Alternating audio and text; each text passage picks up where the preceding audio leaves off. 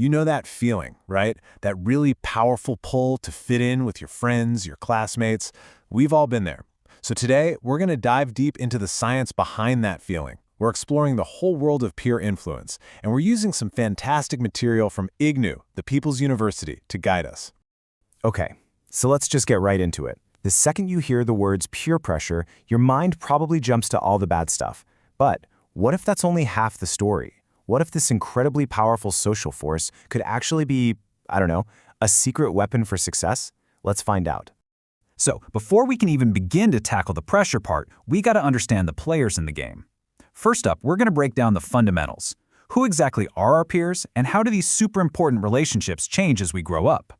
At its most basic level, a peer is just someone who's on your level. And it's not just about being the same age, It's about sharing a similar background, having similar abilities, kind of being in the same boat socially. They're the people we just naturally click with, our partners in crime on this whole journey of growing up. It's kind of wild when you think about how our social world evolves. I mean, we start out as babies with just simple smiles and gurgles. Then, in preschool, we make our very first real friends. Fast forward to grade school, and suddenly it's all about who likes the same video games or cartoons.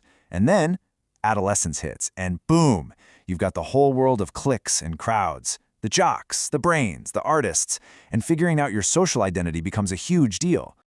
All right, now we're getting to the heart of it all, the pressure. We all know it's real, we've all felt it.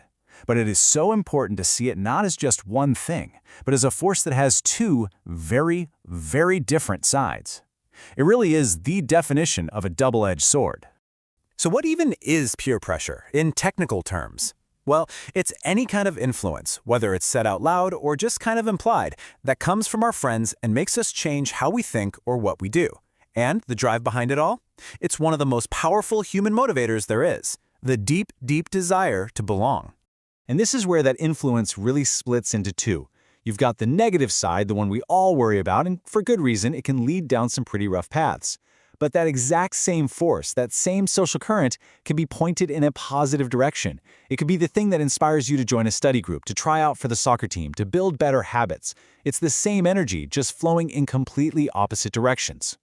So, for the next few minutes, let's just focus on the good stuff. I mean, the negative side of peer pressure gets all the airtime, right? But there is this huge, often overlooked, and honestly incredibly powerful upside to having peers that we really need to talk about.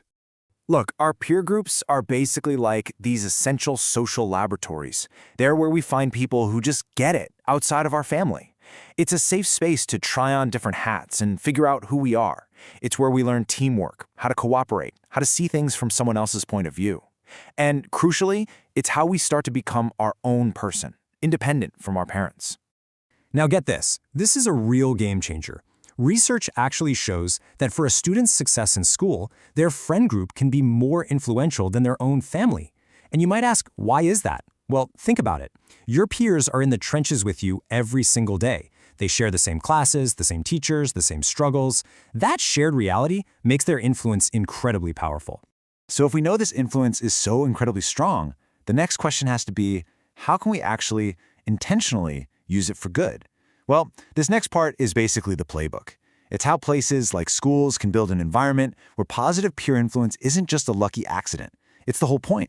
And schools have some really amazing practical tools they can use. They can create peer leadership programs, training students to be the positive role models. They can set up collaborative learning, like peer tutoring, where kids are helping other kids succeed. And of course, they can create things like clubs and sports teams, which are basically perfect breeding grounds for teamwork, sportsmanship, and just all-around good habits. Okay, so we've looked at the science, we've looked at the systems. Now, let's bring it all back home. Let's make this personal. This next part is your toolkit, real, actionable things you can do or teach someone you care about to navigate this whole world of peer influence like a pro. Everything, and I mean everything, starts right here. The best defense against negative pressure isn't about fighting everyone else, it's about building yourself up from the inside. High self-esteem, that real, deep-down confidence in who you are, that's your superpower. It's what gives you the strength to trust your gut and make your own calls no matter what everyone else is doing. So, when you're in that moment, when you feel the pressure building, the first thing to do is just pause, take a breath, and ask yourself this one simple question. Is this going to hurt me or is it going to hurt somebody else? It's a basic but powerful first check. Okay, after that initial gut check, you add another layer. Broaden your thinking a little. Ask yourself, what would my parents think of this? Would they be okay with it? And, on a very practical level, is this actually illegal? These questions help ground your decision in the real world, with real consequences. And for the final step, you gotta zoom out. Play the long game. Don't just think about how you feel right now.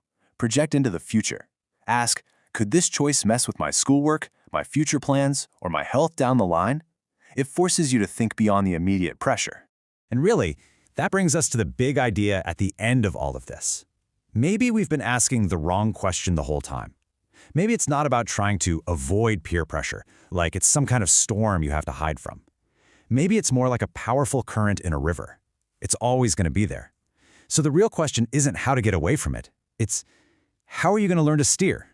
How are you going to choose to harness all that energy to take you exactly where you want to go?